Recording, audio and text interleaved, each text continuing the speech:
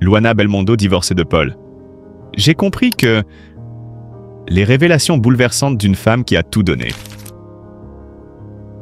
Chapitre 1. L'amour au commencement. C'était un couple que tout le monde admirait. Luana Belmondo et Paul, une image parfaite d'harmonie, de complicité. Elle, la belle italienne au regard pétillant et à l'âme généreuse.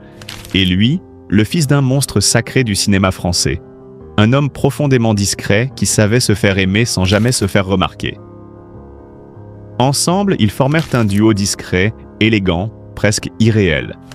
Rien ne laissait présager que derrière cette façade de perfection, une tempête se préparait. Luana et Paul se sont rencontrés à une époque où la jeunesse semblait éternelle. Luana, à l'époque une jeune femme passionnée par la cuisine, par les plaisirs simples de la vie, avait croisé le chemin de Paul, le discret héritier d'un nom qui imposait le respect. Paul n'était pas un homme à chercher les projecteurs. Il préférait l'ombre, le calme. Luana, elle, aimait la lumière, mais aussi la chaleur des moments partagés en famille, autour d'un bon plat. Leurs différences semblaient les rapprocher. La passion entre eux naquit rapidement. Ils se sont mariés après quelques années de complicité, donnant naissance à une famille qui allait devenir leur noyau central. Ils s'aimaient. Ils étaient heureux en apparence. Mais dans chaque histoire, il y a un début et une fin, même si la fin prend parfois des années à se manifester. Chapitre 2. Les premiers signes de la dérive. Au fil des années, les fissures sont devenues visibles, mais rien de flagrant. Ce n'était pas un événement majeur qui allait marquer le début du déclin. Non, ce fut un enchaînement de petites choses, de détails qui, accumulés, ont fini par créer une muraille invisible entre eux. Luana commença à se sentir ignorée. « J'ai toujours été une femme entière, dit-elle aujourd'hui. Mais dans notre relation, j'ai commencé à me perdre. » Paul, absorbé par ses projets personnels et professionnels, semblait de plus en plus distant.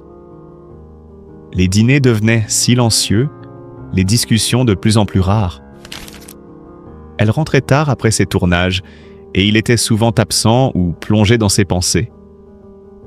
Parfois, elle s'assoit sur le canapé, lui, là, à ses côtés, mais l'absence d'émotion palpable entre eux la frappait. Le cœur de Luana se brisait petit à petit. Elle lui préparait de bons repas, des plats qu'elle savait qu'il aimait, mais il les mangeait dans le silence. Ils se retrouvaient parfois seuls, mais ils étaient des étrangers l'un pour l'autre. Elle, si pleine de vie, se retrouvait dans une relation qui, malgré l'amour, se fanait jour après jour. Elle avait l'impression d'être une spectatrice de sa propre vie. « J'ai longtemps cru que l'amour était suffisant », confie-t-elle aujourd'hui. « Je me suis sacrifiée pour lui, pour notre famille, et je pensais que cela serait suffisant pour tout maintenir. » Chapitre 3. La prise de conscience. Et puis, un jour, la prise de conscience s'est imposée à elle brutalement. J'ai compris que je ne pouvais pas continuer à vivre ainsi, à être cette personne que je ne reconnaissais plus. Ce fut une journée banale, une journée comme les autres, mais un déclic se produisit. Elle se regarda dans le miroir et ce reflet qu'elle y vit n'était plus le sien. Elle avait changé. Elle était devenue une version d'elle-même qu'elle détestait. Elle n'était plus la femme vibrante qu'il avait rencontrée. Elle était une ombre de cette femme écrasée par les attentes des autres et par sa propre angoisse de décevoir. L'idée de partir, de tout quitter, de recommencer à zéro, commença à germer dans son esprit. Ce n'était pas une décision qu'elle avait prise à la légère. C'était une décision qui avait mûri lentement, au fil des mois, des années.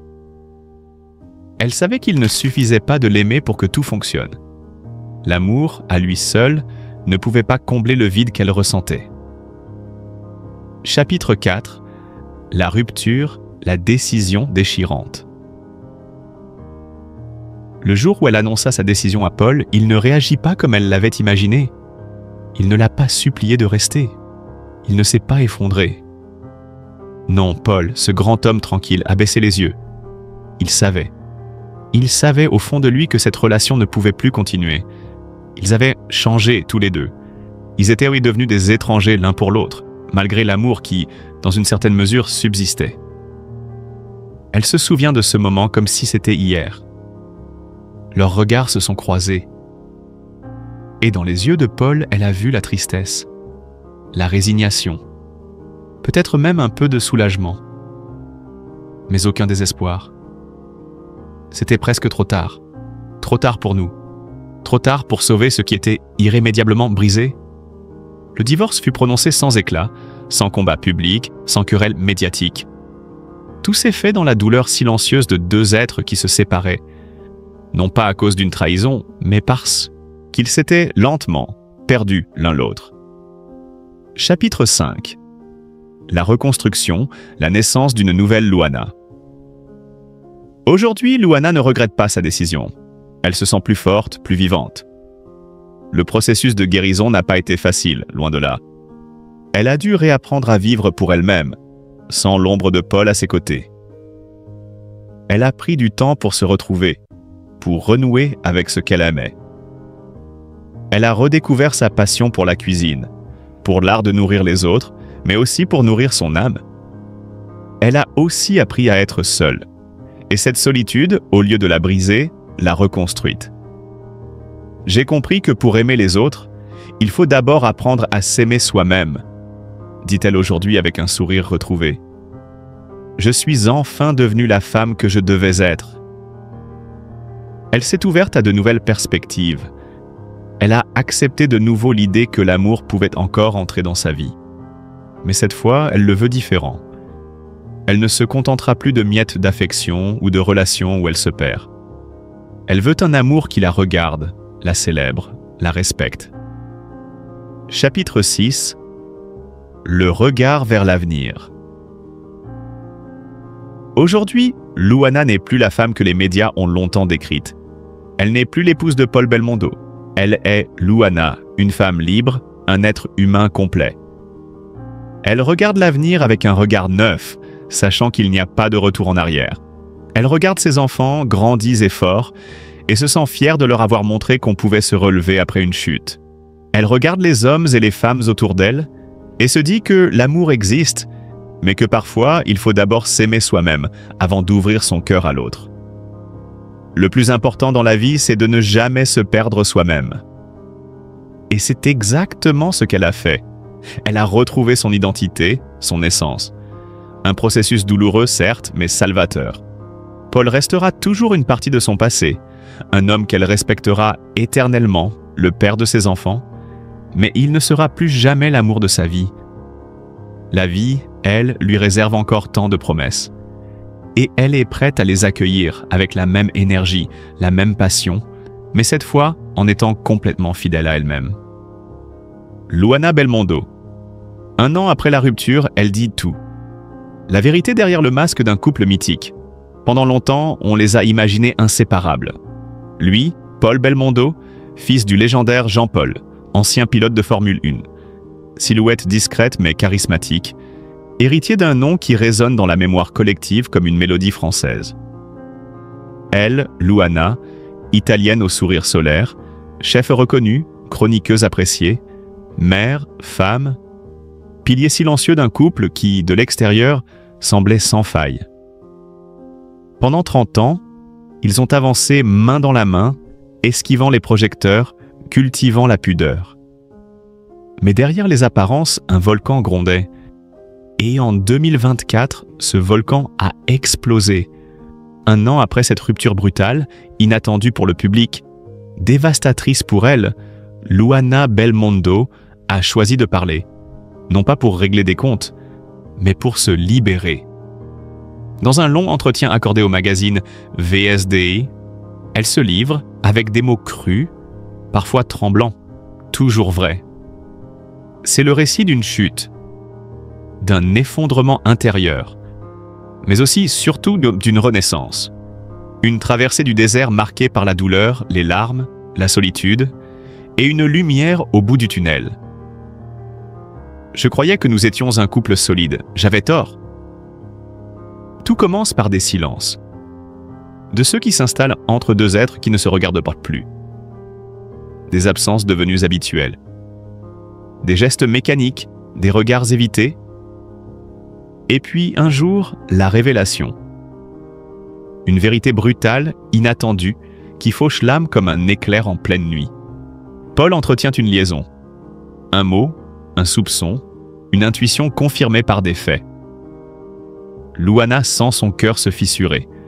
Elle l'affronte. Elle veut comprendre, sauver peut-être. Mais ce qu'elle reçoit en retour, ce ne sont pas des excuses, ni des regrets, seulement un message froid, tranchant, définitif. Lâche-moi, laisse-moi tranquille. C'est par WhatsApp que l'homme avec qui elle a partagé 30 années de vie lui adresse ces mots. Aucun regard, aucun contact physique, aucune place pour l'émotion. Ce jour-là, Louana s'effondre. Elle n'est plus la femme aimée. Elle devient un souvenir à effacer, un obstacle à contourner. Je n'ai même pas eu droit à une conversation face à face, confie-t-elle, la gorge nouée. Après tout ce qu'on avait traversé, je pensais qu'on se devait au moins ça. Je me suis retrouvé seul brutalement, comme si 30 ans de ma vie avaient été balayés d'un revers de main. Elle tente de comprendre. Elle fouille dans les souvenirs, cherche des signes qu'elle aurait manqués. Elle se blâme, se remet en question, vacille. Les nuits deviennent longues, les journées vides. Son entourage s'inquiète, mais elle fait bonne figure. Pendant un temps, elle reste silencieuse. Par pudeur, par loyauté, par amour peut-être encore un peu. Mais les blessures s'infectent quand elles ne sont pas exprimées. Et Louana le sait. Alors, après 1 an de silence, elle parle, et ce qu'elle dit résonne comme un cri retenu trop longtemps. Ce fut une année d'une violence extrême, une année de larmes, de doutes, de solitude, mais aussi une année de reconstruction. Car oui, dans cette épreuve, Louana n'est pas restée figée dans la douleur. Elle s'est relevée, lentement, avec courage. Elle a retrouvé son souffle, ses repères. Elle a redécouvert la femme derrière l'épouse, celle qui avait été trop longtemps mise en veilleuse. J'ai réalisé que j'avais passé des années à m'oublier pour maintenir un équilibre qui, au fond, n'existait plus. Aujourd'hui, elle refuse de vivre dans l'amertume. Elle n'en veut plus à Paul. Pas vraiment. Ce qu'elle voulait, c'était la vérité. Et cette vérité, elle l'a désormais acceptée. Il ne s'aimait plus. Ou plus de la même manière, ou plus assez. Mais elle regrette la manière. L'absence d'humanité, le mépris silencieux, le refus de dialogue. Paul Belmondo, de son côté, a nié l'avoir abandonnée sans explication. Il parle de désaccords profonds, d'éloignement progressif. Il affirme avoir tenté de préserver une relation déjà fracturée. Mais les faits demeurent, c'est Louana qui a encaissé le choc. C'est elle qui a vu l'univers qu'elle avait construit s'effondrer du jour au lendemain. Ce qu'il m'a fait, je ne le souhaite à personne, mais je ne veux plus que cela définisse qui je suis. Elle parle de ses fils, de leur soutien indéfectible, de ses amis restés fidèles dans la tourmente. Elle raconte aussi les moments de solitude, les réveils douloureux, l'angoisse de se retrouver seule après 30 ans à deux. Mais peu à peu, elle a réappris à se connaître, à s'aimer, à rêver. Aujourd'hui, je suis debout, fragile parfois, mais debout. Elle a repris goût à la cuisine, son premier amour. Elle s'est replongée dans le travail, les projets, les collaborations. Elle a voyagé. Elle a ri à nouveau. Et surtout, elle a compris que l'amour ne se mendie pas, qu'il ne se force pas, qu'il doit être libre et réciproque. Elle ne ferme pas la porte à une nouvelle histoire, mais elle n'est plus pressée. Je suis ouverte à l'idée d'aimer à nouveau, mais je ne ferai plus jamais semblant. Je ne me sacrifierai plus. Je veux une relation fondée sur le respect, sur la vérité, sur l'authenticité. Ce témoignage n'est pas seulement celui d'une femme trahie, c'est celui d'une femme qui renaît, qui s'est perdue un instant, mais qui s'est retrouvée plus forte, plus entière. Et à travers son récit, Luana tend la main à toutes celles qui, un jour, se sont senties abandonnées, invisibles, rejetées. Elle leur dit que la douleur n'est pas une fin, que le silence peut être brisé, que la lumière finit toujours par revenir. On peut perdre un amour, mais ne jamais perdre l'amour de soi. J'ai compris qu'on attaquait mes faiblesses. L'histoire d'une femme qui s'est relevée du silence. Il y a des silences qui durent des années. Des silences pesants, dissimulés derrière des sourires parfaits, des apparences impeccables, des performances sans faille. Des silences que l'on porte comme un fardeau, parce qu'on ne veut pas déranger, pas décevoir, pas faire de vagues. Elle en savait quelque chose. Pendant des années, elle a été cette femme que tout le monde aimait voir à l'écran. L'animatrice charismatique de « Mon gâteau est le meilleur de France ». Celle qui savait détendre les tensions avec une blague bien placée, qui réconfortait les candidats, qui faisait briller la lumière même les jours de pluie. À la télévision, elle incarnait la bienveillance. Dans la vraie vie, elle survivait. Elle a longtemps cru que son rôle, c'était de rassurer, d'être forte, d'être celle sur qui on pouvait toujours compter. Et puis un jour, sans prévenir, quelque chose en elle s'est fissuré. Pas un grand fracas, non. Juste une fatigue insidieuse, une sensation de ne plus avoir de place, de ne plus savoir qui elle était quand personne ne la regardait. Le point de bascule n'a pas été spectaculaire, mais il a été irréversible. « J'ai compris qu'on attaquait mes faiblesses », a-t-elle dit, la voix calme, mais le cœur chargé d'années de douleur. Une phrase toute simple, mais qui résonne comme un électrochoc. Pendant trop longtemps, elle avait confondu amour et sacrifice. On lui avait appris à plaire, à se faire petite, à s'effacer pour les autres. Et elle l'avait fait, par loyauté, par amour, par peur aussi. Peur d'être rejetée, peur d'être jugée, peur de ne pas être assez. Alors elle avait tout donné, à son compagnon, Paul, à ses enfants, à son travail, à son public. Mais dans cette course effrénée à la perfection, elle s'était perdue. Elle ne s'écoutait plus. Elle ne s'aimait plus. Elle ne vivait plus vraiment. C'est à ce moment-là qu'elle a décidé de tout changer. Pas en criant, pas en claquant la porte, mais en entreprenant un voyage intérieur. J'ai beaucoup travaillé sur moi, confie-t-elle. Ce travail, personne ne l'a vu. C'était une lutte silencieuse, un combat quotidien contre ses propres automatismes. Elle a appris à s'arrêter, à respirer, à dire non, à reconnaître ses besoins, à faire taire cette petite voix intérieure qui lui disait qu'elle n'était jamais suffisante. Elle a commencé à s'aimer différemment. Pas pour ce qu'elle représentait aux yeux des autres, mais pour ce qu'elle était, nue, vulnérable, imparfaite. Et surtout, elle a compris que vouloir faire plaisir à tout prix était une prison. Je ne cherche plus à faire plaisir. Ni aux autres, ni même à mes enfants, affirme-t-elle aujourd'hui. Non pas par égoïsme, mais parce qu'elle a compris une vérité fondamentale. On ne peut pas donner ce qu'on ne possède pas soi-même. Ce travail intérieur l'a conduite à revisiter son histoire d'amour avec Paul. Ce couple qui semblait solide vu de l'extérieur, mais qui, dans l'intimité, se désagrégeait lentement. Il y avait un déséquilibre, une tension sourde qu'elle n'osait pas nommer. J'ai pris conscience d'un déséquilibre dans ma vie privée avec Paul, dit-elle avec pudeur. Il ne s'agit pas de rejeter la faute. Il ne s'agit pas de pointer du doigt. Il s'agit de reconnaître ce qui a été, ce qui a manqué, ce qui a fait mal. Elle s'est souvent sentie coupable. Coupable de ses émotions. Coupable de ses besoins.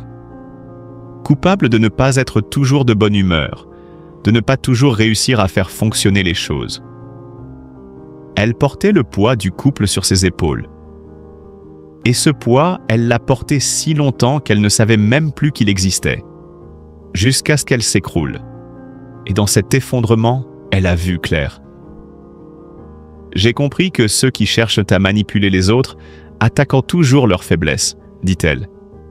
Cette phrase, elle l'a ruminée des nuits entières. Elle y a mis du temps. Elle a douté. Elle s'est remise en question, mais aujourd'hui, elle sait. Elle sait que certaines personnes, même sans le vouloir, exploitent les failles des autres pour maintenir le contrôle.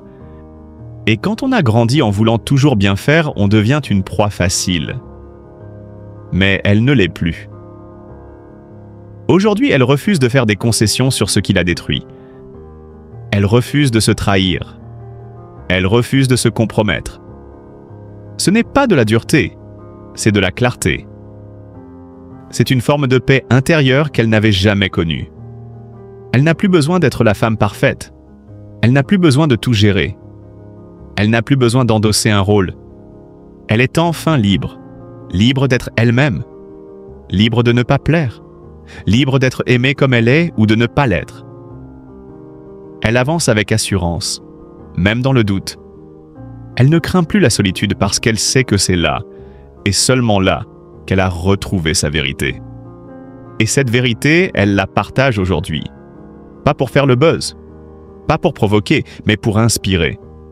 Parce qu'elle sait qu'ils sont nombreux, ces hommes et ces femmes qui se sentent prisonniers d'une vie qu'ils n'ont pas choisie, qui se taisent qu'à pour préserver une illusion, qui se sacrifient au nom d'un amour qui ne les nourrit plus. Elle veut leur dire que c'est possible, qu'on peut changer, qu'on peut se relever, qu'on peut vivre autrement. Elle ne promet pas une vie parfaite. Elle promet une vie plus juste, plus alignée, plus vraie. Et quand on lui demande si elle a des regrets, elle sourit doucement. Elle répond que non, que même les larmes, même les échecs, même les désillusions avaient un sens. Parce qu'ils l'ont conduite ici, à ce moment précis, où elle peut enfin dire, la tête haute, « Je ne suis plus celle qu'on bouscule, je suis celle qui choisit. » Et ça, c'est peut-être sa plus belle victoire. Une nouvelle vie pour Paul et Luana Belmondo, entre larmes, renaissance et silence. Ils étaient un couple d'exception, à l'image de l'élégance et de la beauté intemporelle qui définissaient leur vie partagée. Luana et Paul Belmondo, tous deux issus d'univers différents, mais unis par une passion commune et une complicité indéfectible. Leur histoire semblait celle d'un conte de fées moderne. Un amour solide, sans faille, une relation construite avec patience et respect, tout comme les grands classiques du cinéma français. Mais derrière cette façade parfaite se cachait une réalité plus complexe, plus intime. Une réalité que personne ne pouvait imaginer avant que la vérité éclate au grand jour. Le couple s'est séparé après plus de 3 décennies de vie commune. Une séparation qui, au départ, a semblé presque irréaliste. Comment ces deux âmes, unies dans une vie de partage et de projets communs, pouvaient-elles en arriver là? La réponse n'était pas dans un événement précis, un dérapage ou une trahison. Non, c'était dans l'usure silencieuse, cette lente érosion qui frappe de l'intérieur. Le couple Belmondo était victime de l'invisible, celui qui s'installe en douceur et sans bruit, mais qui finit par altérer les fondements les plus solides. Luana, la femme élégante et déterminée, a choisi de briser le silence, non pas dans une explosion de colère, mais dans une démarche consciente, mûrie, douloureuse. Elle a pris la décision de se recentrer sur elle-même. Ce n'était pas une fuite, mais un acte de rédemption personnelle. Après des années à se donner sans compter à sa famille, à son mari, à ses enfants, elle avait oublié qui elle était vraiment. Elle était devenue l'ombre d'elle-même, une ombre effacée derrière les rôles multiples de mère et de femme. « Il est temps d'être pleinement moi », a-t-elle confié, les yeux emplis de larmes et de résilience. Ce n'était pas seulement un cri de liberté, mais un souffle d'espoir, une promesse de se retrouver, de réapprendre à vivre pour elle. Les enfants, ces précieux trésors qu'elle avait élevés avec tant d'amour, étaient devenus des adultes. Ils étaient là à ses côtés pour lui rappeler qu'elle n'était pas seule. Ils lui offraient le courage de se relever, de faire face à une vie nouvelle, sans regret, sans compromis. Mais la douleur, elle, ne pouvait pas être effacée d'un simple coup de pinceau. Elle restait là, tapie dans l'ombre de ses pensées, mais Luana ne se laissait plus dominer par elle. Elle avançait lentement, mais avec une détermination nouvelle, prête à tourner la page. Elle retrouvait une forme d'équilibre petit à petit. Elle redécouvrait les plaisirs simples, s'asseoir dans un café, écouter les conversations autour d'elle, se perdre dans les rues animées de Paris sans but précis, juste pour sentir la vie vibrer autour d'elle. Elle a aussi renoué avec la cuisine, sa passion de toujours, non pas pour nourrir une famille, mais pour se nourrir elle-même, pour retrouver son âme à travers les saveurs et les arômes qui l'avaient autrefois ravie. C'était un retour aux sources, un retour à son essence la plus profonde. Louana n'était plus l'épouse ni la mère. Elle était simplement Louana. Mais l'autre partie de l'histoire, celle de Paul, était tout aussi poignante, bien que moins exposée. Le fils du légendaire Jean-Paul Belmondo n'a pas partagé de détails personnels sur la rupture. Il a choisi de garder pour lui ses sentiments, son propre chagrin. Cette discrétion n'est pas un signe de faiblesse, mais plutôt un reflet de la dignité avec laquelle il a affronté cette épreuve. Paul Belmondo a toujours été un homme de peu de mots, mais dans son silence, il y a une profondeur que les mots ne pourraient jamais exprimer. Si Louana s'est redécouverte, Paul, lui, s'est tourné vers son art, son métier, sa passion. C'est sur les planches qu'il a trouvé une forme de guérison. Il a rejoint la troupe de la pièce complètement space, un spectacle empli d'humour et de fantaisie, aux côtés de Valérie Mérès, Sandrine Quétier, Willy Lichty et Florian Maubert. Là, sur scène, il a pu libérer ses émotions, les transformer en performance, en rire et en larmes. Ce n'était pas une évasion, mais plutôt une catharsis, un moyen de se retrouver dans un espace où il pouvait être lui-même, sans les poids du passé, sans la pression de la perfection. C'était sa façon à lui de traverser cette tempête émotionnelle.